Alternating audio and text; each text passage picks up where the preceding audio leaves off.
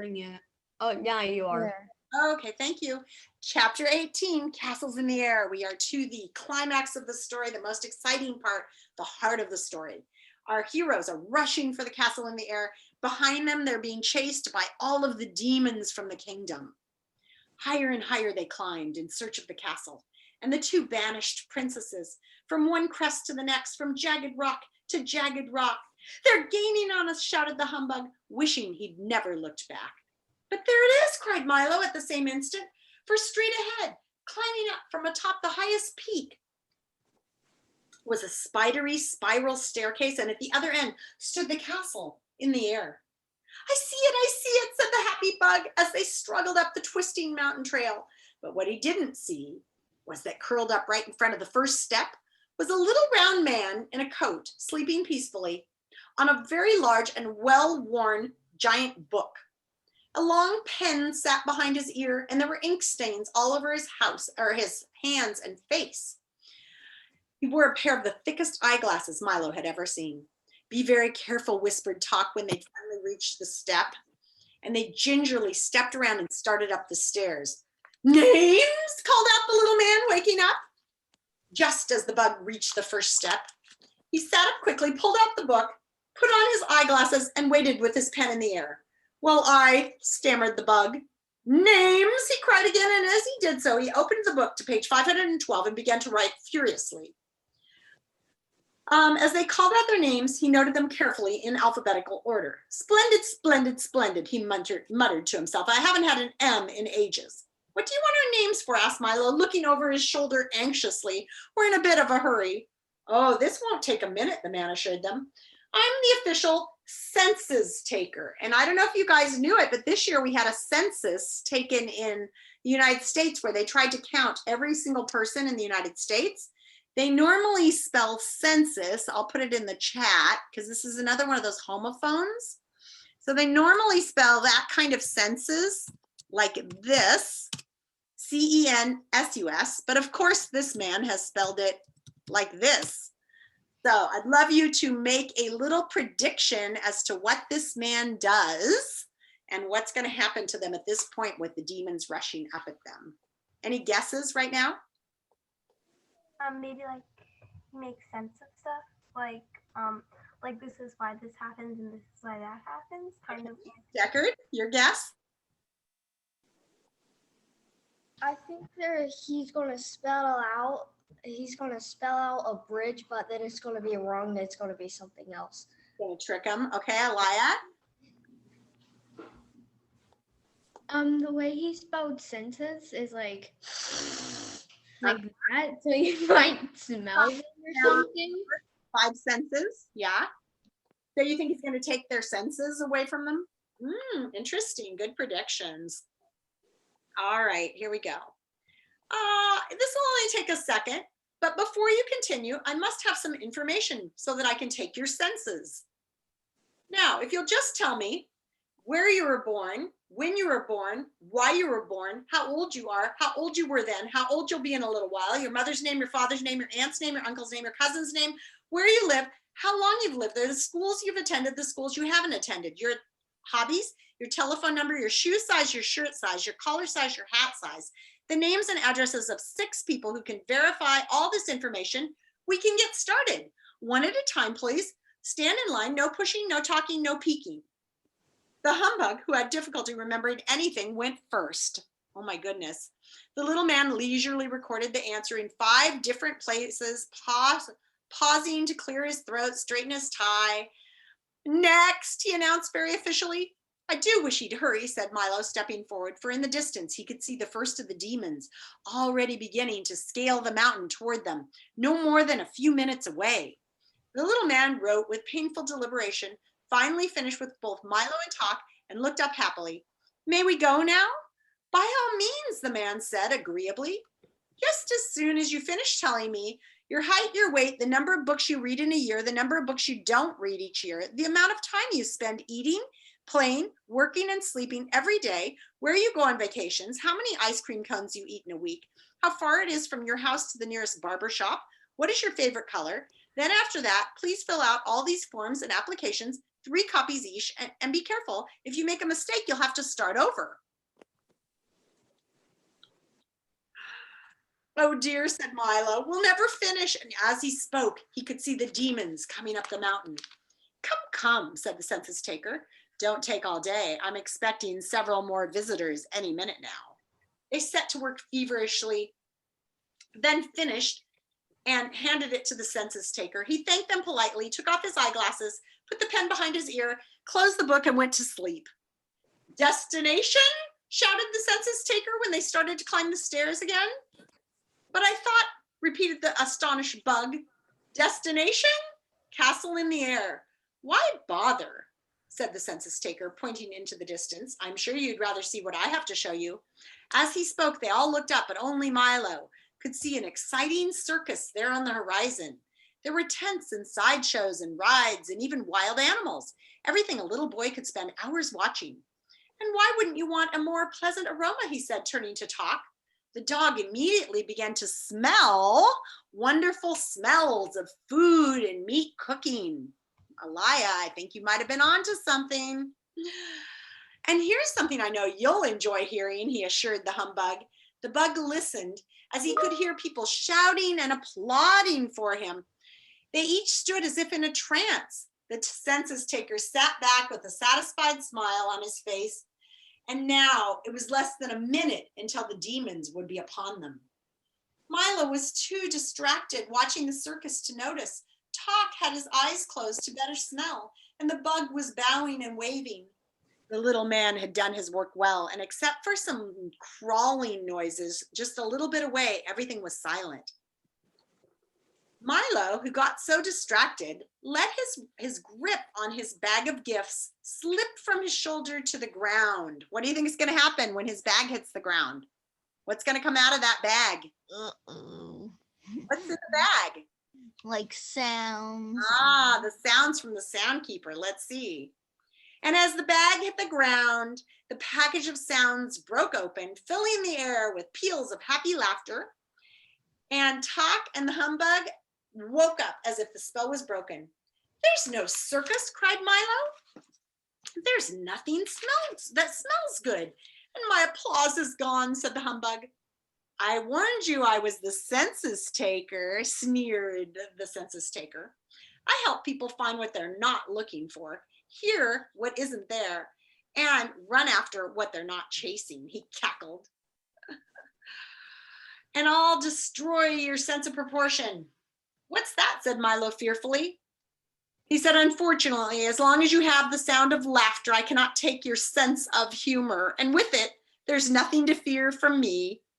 What about them? Cried the terrified bug, for at that very instant, the demons had reached the top at last and were leaping forward to seize them. They ran for the stairs, knocking over the census taker. The stairs danced dizzily in the wind as they blew around to go to the castle in the air. The dangerous stairs went on, and the demons were too afraid and refused to follow, but they howled with rage and fury and swore bloody vengeance as they stared at the shapes disappearing into the clouds. Don't look down, advised Milo, as the bug tottered and held on to the staircase. Like a giant corkscrew, the stairway twisted through the darkness, steep and narrow. The wind howled, and at last the clouds parted. The darkness fell away, and a glow of golden sun rays warmed their arrival. Come right in, please. We've been expecting you, called out 2 sweet voices. You must be the Princess of Pure Reason, said Milo, bowing to the first. She answered simply, yes. And that was just enough. Then you are Sweet Rhyme, he said with a smile to the other. Her eyes sparkled brightly, and she answered with a laugh as friendly as a mailman when you know there's a letter for you.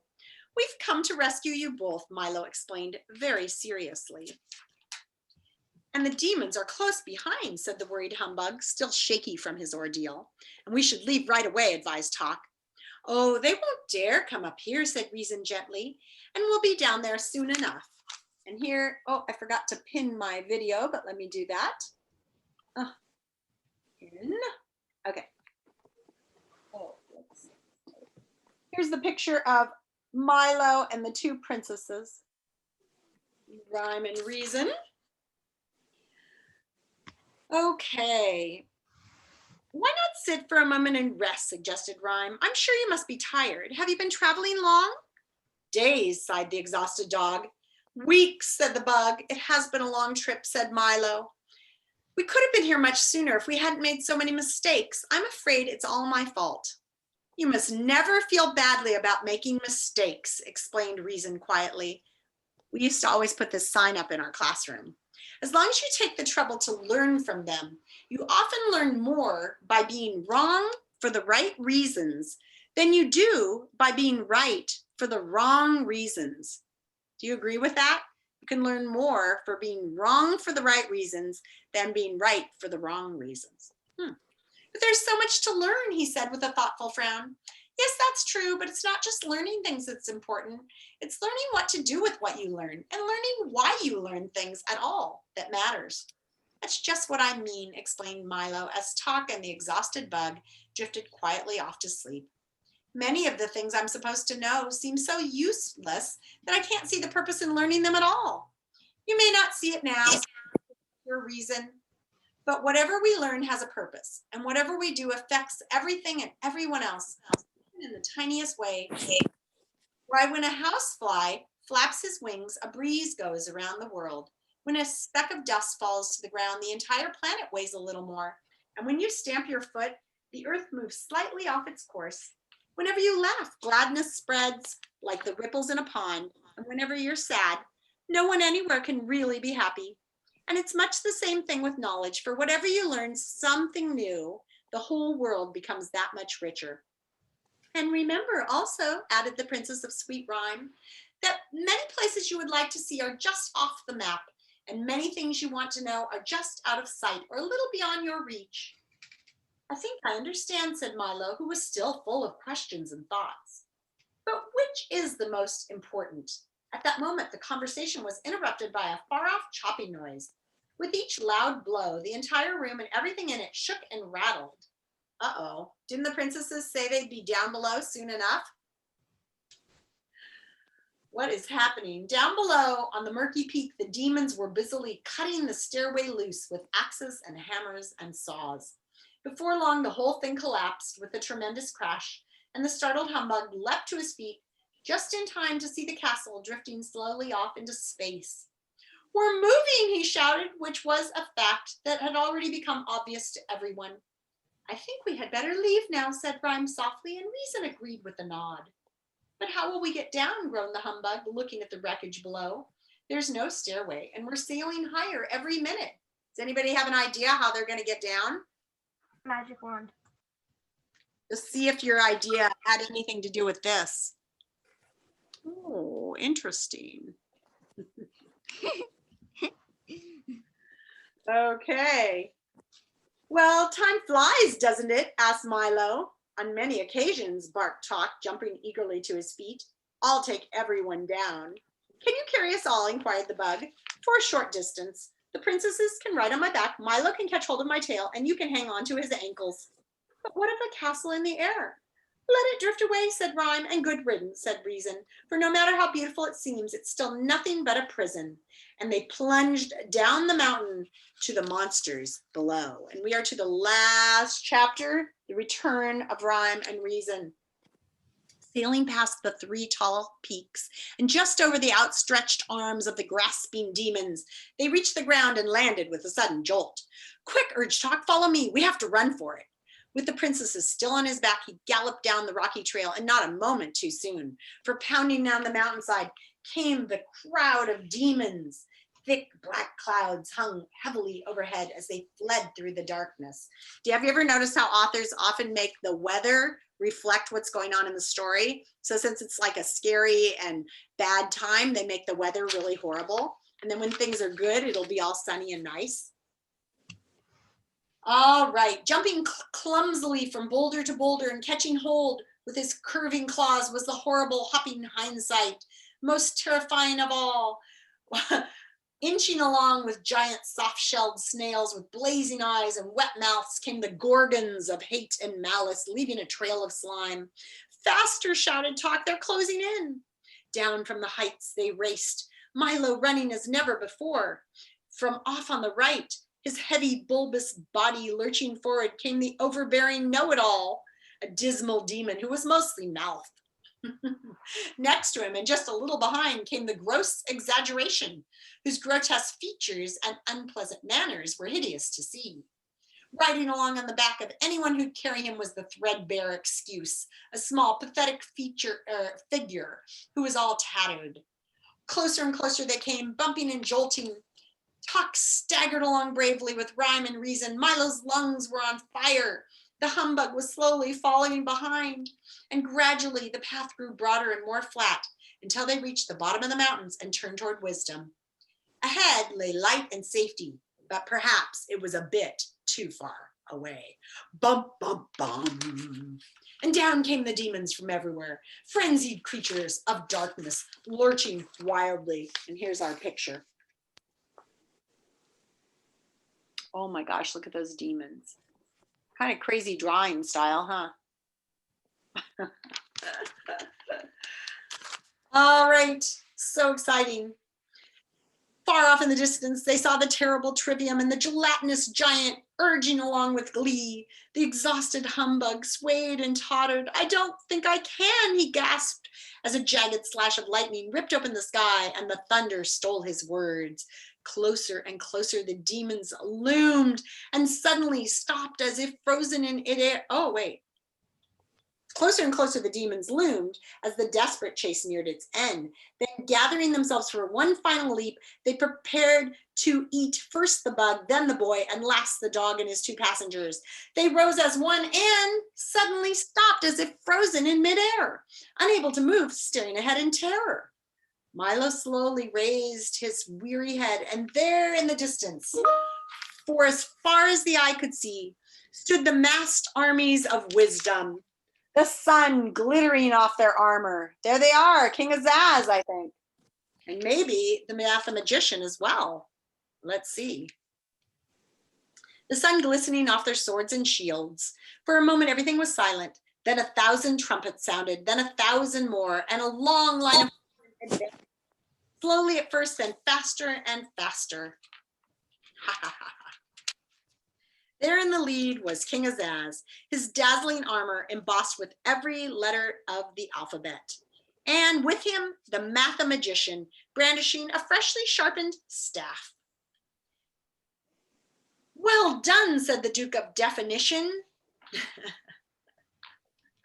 The two princesses bowed gracefully and warmly kissed their brothers, and they all agreed that a very fine thing had happened. Cheer after cheer filled the air. The news traveled quickly, and Rhyme leaned forward and touched Milo gently on the arm. "They're cheering for you," she said with a smile. "But I could never have done it," he objected, "without everyone's help." "That may be true," said Reason gravely, "but you had the courage to try. And what you can do is often simply a matter of what you will do." That's good advice.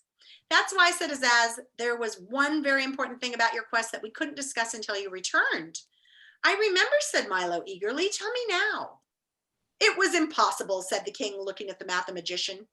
"Completely impossible," said the mathematician, looking at the king. "Do you mean," stammered the bug, who suddenly felt faint.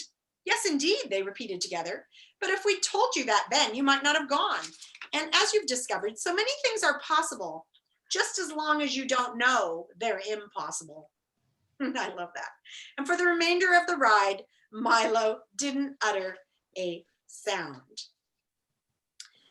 But even things as fine as all that must end sometime, and late in the afternoon of the third day of the celebration for Milo's return, the tents were struck, the pavilions were folded, and everything was packed ready to leave.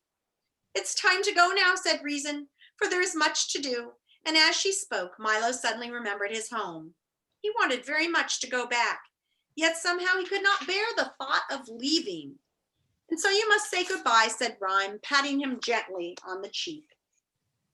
"To everyone?" said Milo unhappily. He looked around slowly at all the friends he'd made, and he looked very hard so as not to forget any of them for even an instant.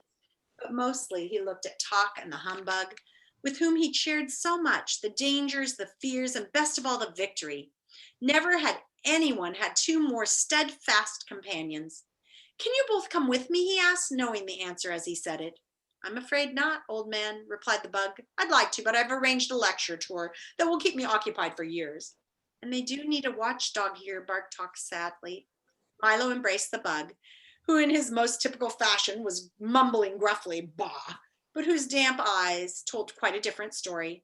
Then the boy threw his arms around Tox's neck and for just a moment held on very tightly. Thank you for everything you've taught me, said Milo to everybody as a tear rolled down his cheek. And thank you for what you've taught us, said the king. And as he clapped his hands, the little car was brought forward, polished like new. Milo got in with one last look, started down the road with everyone waving him on. Goodbye, he shouted. Goodbye, shouted Azaz.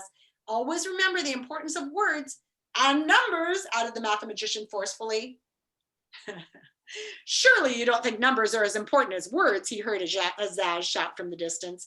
Is that so? Replied the mathematician a little more faintly. Why, if, oh dear, thought Milo, I do hope they don't start it all over again.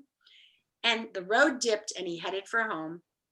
As the pleasant countryside flashed by and the wind whistled a tune on the windshield, it suddenly occurred to Milo that he must have been gone for several weeks. I do hope that no one's worried, he thought. How many of you think he's been gone for weeks? How many think it won't have passed any time at all? How do these stories usually go? Let's see, he drove on and suddenly a little toll booth appeared, a welcome sight indeed. In a few moments, he reached the end of his journey, found the coin he had saved and drove through. And almost before realizing it, he was sitting in the middle of his own room again. It's only 6 o'clock, he observed with a yawn. And then in a moment, he made an even more interesting discovery. And it's still today. I've only been gone 1 hour. Milo was too tired to talk and almost too tired for dinner. So without a murmur, he went off to bed. School went very quickly the next day, but not quickly enough. For Milo's head was full of plans and his eyes could see nothing but the toll booth and what lay beyond. He waited impatiently for the end of class, and when the time finally came, his feet raced as he ran back to the house. Another trip, I'll leave right away. They'll be so glad to see me and I'll... He stopped abruptly at the door of his room, for where the toll booth had been just the night before, there was now nothing at all. He searched frantically through the apartment, but it had vanished just as mysteriously as it had come, and in its place was a bright blue envelope, which was addressed simply for Milo, who now knows the way. He opened it quickly and read, Dear Milo, you have now completed your trip courtesy of the Phantom Toll Booth. We trust that everything has been satisfactory and hope you'll understand why we had to come and collect it. You see, there are so many other boys and girls waiting to use it too. It's true that there are many lands you've still to visit, some of which are not even on the map, and wonderful things to see that no one has yet imagined. But we're quite sure that if you really want to, you'll find a way to reach them all by yourself. Yours truly. The signature was blurred and couldn't be read. Milo walked sadly to the window. He felt very lonely. He thought of Talk and the excited Din and little Alec, who he hoped would someday reach the ground. He thought of Rhyme and Reason and many, many other things. And yet, even as he thought of these things, he noticed somehow that the sky was a lovely shade of blue, and that one cloud had the shape of a sailing ship, and the tips of the trees held pale young buds. Outside the window, there was so much to see and hear and touch, walks to take, hills to climb, caterpillars to watch. There were voices to hear and conversations to listen to, and the special smell of each day. And in the very room in which he sat, there were books to read that could take him anywhere, and things to invent and make and build and break, and all the puzzle and excitement of everything he didn't know. Music to play and songs to sing and languages to learn and worlds to imagine and then someday make real. His thoughts darted eagerly about as everything looked new and worth trying.